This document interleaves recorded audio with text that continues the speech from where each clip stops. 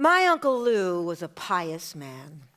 He was learned in the prayers and the rituals of his conservative Jewish faith and considered himself a scholar when it came to deciphering passages in the Torah, the first 5 books of the Hebrew Bible. He had opened a company in 1932 that made interior and exterior signs for various businesses in and around New York City, including the New York State highway system. He did well and was considered, in the parlance of the day, to be comfortable. In 1962, he won the bid to manufacture the signs for the New York World's Fair and the soon-to-be-built Shea Stadium. His business boomed. Ralph, an acquaintance from his Laurelton synagogue, suggested that Uncle Lou take his newly lucrative business public. You'll make a fortune. I'll send my son over to work up the numbers for you. He has an important job on Wall Street. Uncle Lou, imagining the elaborate trips that he and his wife Adele would enjoy, eagerly agreed to meet with Ralph's son the following week. The young man arrived in an expensive suit and shiny shoes. He snapped over his leather briefcase and unfurled charts and graphs. He gesticulated wildly and spoke knowingly of the financial returns that Lou's money would reap from putting his business on the New York Stock Exchange. Leave everything to us. But when Lou, who was no fool, took a look at the numbers that the boy had conjured, he objected to what seemed like exaggerations at best and outright lies at worst. The young Wall Street expert brushed his concerns away and said, It's nothing to worry about. It's merely a bit of padding here and there. Everyone does it. Luckily, my uncle was not one to act rashly. He brought the proposal to his accountant. Lou, have you lost your mind? Lou was still harboring thoughts of white sand, beaches, and exotic landscapes. With a shrug, Lou offered, It's just a little padding here and there. What's the worst that could happen? The immediate response from the accountant was just one word: Jail. Uncle Lou's sign business never went public. But Friday night encounters between Lou and Ralph at their synagogue became strained and awkward. A few months after he turned down the young man's proposal, Lou and Adele were in their usual spot for Friday night services. In the pew across from them sat Ralph and Sylvia.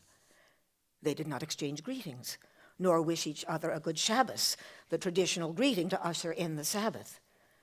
The rabbi cradled the Torah in his arms. A small procession consisting of the cantor and some honored temple members paraded the sacred scroll around the congregation. This was a most solemn segment of the service. Over the heartfelt chanting of the worshipers, a commotion erupted at the back of the temple. Apparently, Lou's teenage son, my cousin Noel, was now in handcuffs, being frog-marched by a uniformed cop down the middle aisle of the synagogue on the heels of the Torah-bearing, psalm-singing rabbi.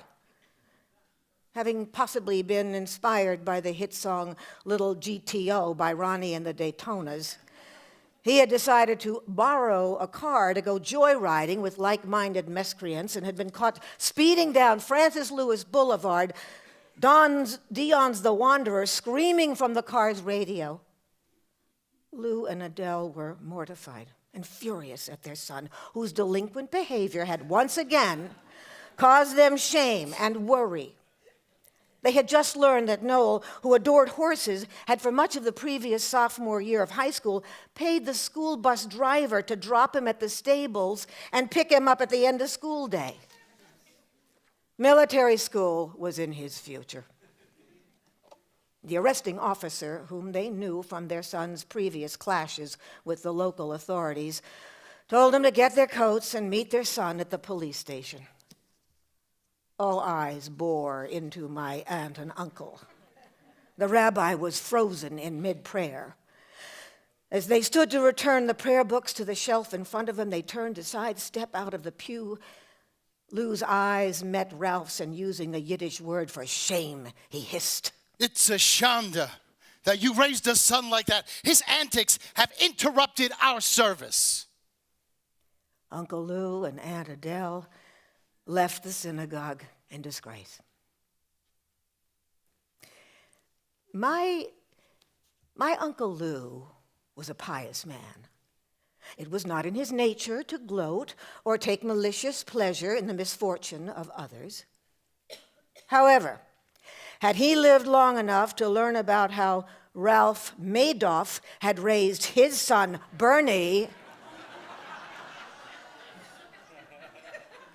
Lou might have been tempted to enjoy a sweet cup of Schadenfreude.